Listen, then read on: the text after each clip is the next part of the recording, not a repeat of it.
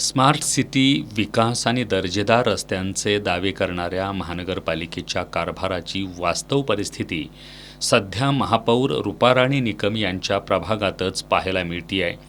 ऐन पावसाळ्यात चांगल्या स्थितीतले रस्ते उकरून गॅस पाईपलाईनचं काम सुरू करण्यात आल्यानं नागरिकांच्या त्रासाला सुरुवात झाली आहे. महापौरांच्या प्रभागातील सम्राटनगर परिसरातल्या नलवडे कॉलनीचा रस्ता पाहिला तर हा शहरातील रस्ता आहे की एखाद्या ग्रामीण भागातील डोंगराची पायवाट आहे असा प्रश्न पडतो. सर्वत्र चिखल, पाण्यानं भरलेले खड्डे आणि उखडलेले रस्ते अशीच या ठिकाणी स्थिती आहे. रोजच्या ये-जा करणाऱ्या नागरिकांना याचा मोठा त्रास सहन करावा लागतोय. मार्केट यार्ड ते लोणार वसाहत या प्रमुख मार्गाची ही अवस्था काही वेगळी नाही.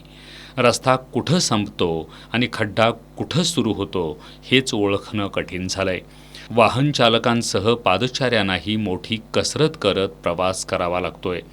वारे वसाहत, करवीर प्रांत कार्यालय परिसर आणि इतर भागांमध्येही गॅस पाईपलाईनच्या कामानंतर रस्ते पूर्ववत करण्यात आले नसल्याची तक्रार नागरिक करतायत.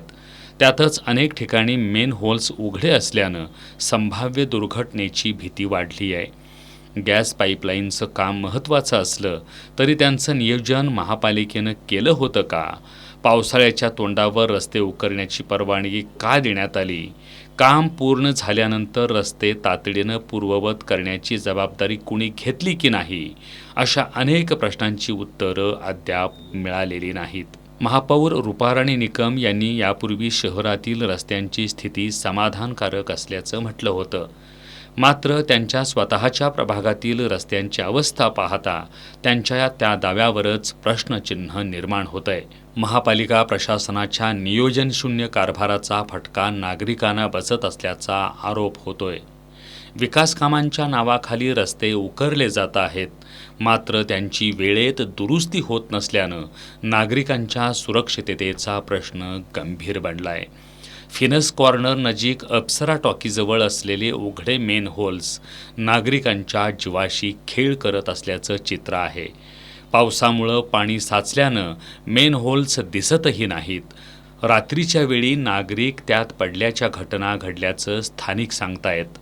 महापालिकेकडं मेन होल्सना झाकण बसवण्यासाठी निधी नाही का, असा सवालही नागरिक विचारत आहेत.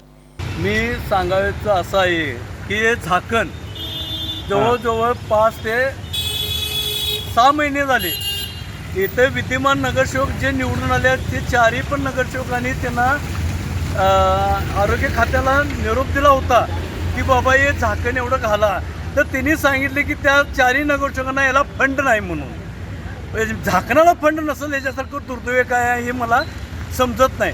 आता जर का नगरसेवकांचं जर काही अधिकारी ऐकत नसेल तर याच्यासारखं दुर्दैव काय आहे. आता तुम्हाला एक सांगायचं आहे गाणं आहे मेरी वेजर बशी. माजी नगरसेवक राजाराम गायकवाड हे माझे मित्र आहेत. त्यांचा ज्या टायमाला मुलगा मेला ॲक्सिडेंटमध्ये त्या टायमाला तिथं स्पीड ब्रेकर केला. मग तुम्ही इथं स्पीड ब्रेकर करणार आहे का? इथं मेल्यानंतर करणार आहे काय? झाकण घालणार आहे काय? मला हे प्रशासनाला विचारायचं आहे. तुम्हाला जर का झाकणाला फंड मिळत नसेल तर याच्यासारखं दुर्दैव नाही. आणि महानगरपालिकेचा मी प्रशासनाचा निषेध करतो.